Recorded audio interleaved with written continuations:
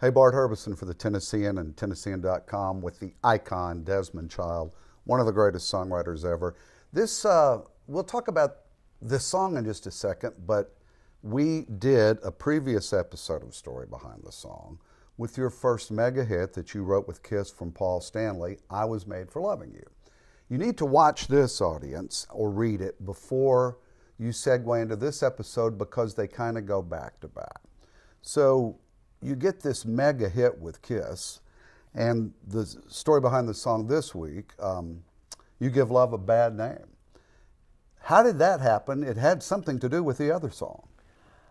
Bon Jovi was opening for Kiss in Europe. They were a young band, and Paul was very nice and suggested that John Bon Jovi and Richie Sambora co-write with me. So I get the call, and I go out to New Jersey to Richie Sambora's house where he lived with his parents. And his parents' house in the basement, I think you once well, told me. that's where the music was made with the washing machine Right. and the dryer.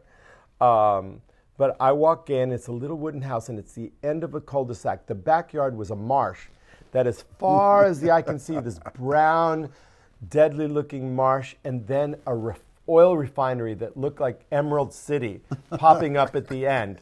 Like the most toxic place on earth. You can't make this up. And so I walk in and I make a left, and then there's Richie's little bedroom off the kitchen, and there's, the Farrah Fawcett red bathing suit poster and Kiss posters, just like a typical teenage kid's room. Messy.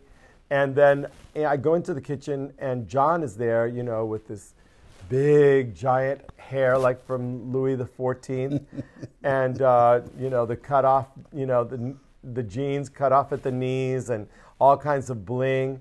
And he's on the phone, the wall phone in the kitchen, avocado green.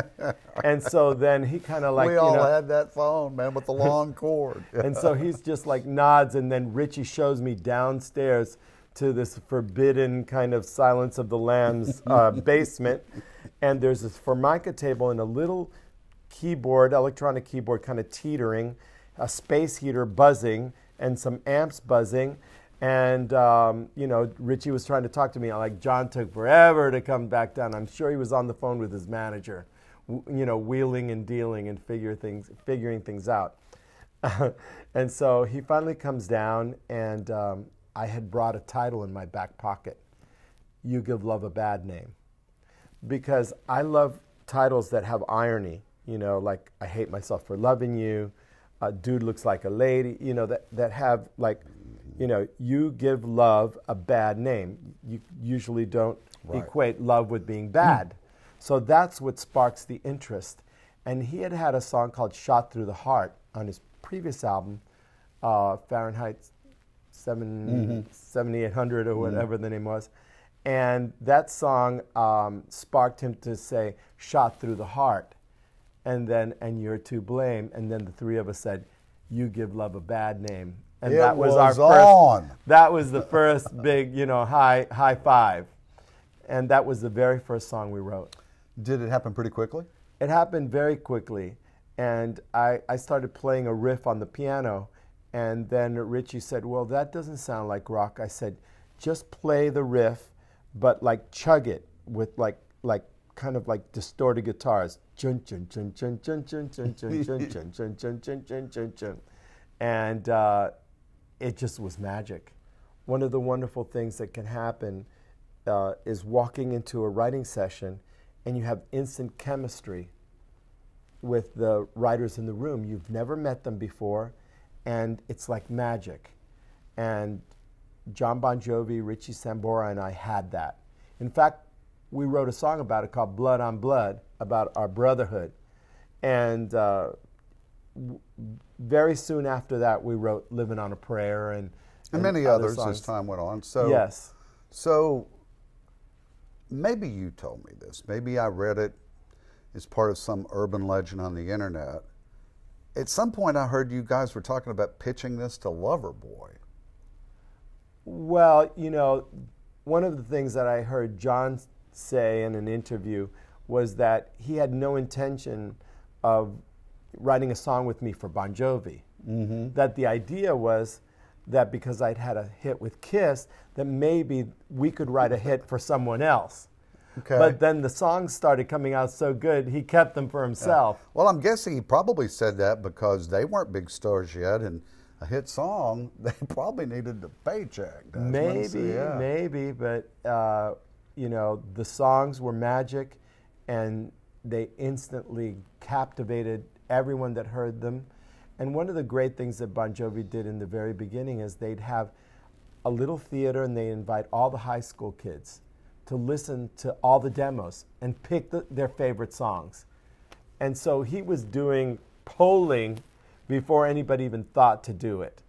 And it was visceral. I went to one of those sessions, and the kids were, you know, very brutal, but they picked the songs that, you know, a lot of the songs that I co-wrote.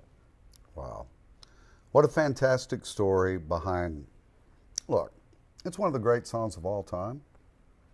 And I think one of the tests of just about everything you've ever written, they keep getting played over and over and over. Yay! Is there anything about that song or about the Bon Jovi days you want to add to this interview that we wouldn't know about that song? Well, a key factor in the song and a real unsung hero of those early days was their producer, Bruce Fairbairn, because he was producing Aerosmith and Bon Jovi like back to back. And I started writing with Aerosmith as well. So I was so lucky because he was able to bring the songs to a level that I couldn't have even imagined. Yeah. And so, you know, unfortunately he had passed away, and, you know, of course, you know, music changed and all of that, but he was really kind of the behind the scenes godfather of that music of the 80s, and I'm very grateful to him.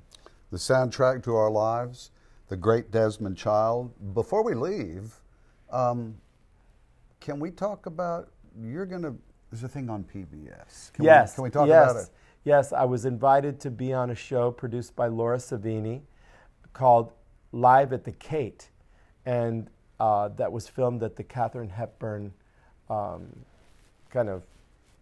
theater in Old Saybrook, Connecticut.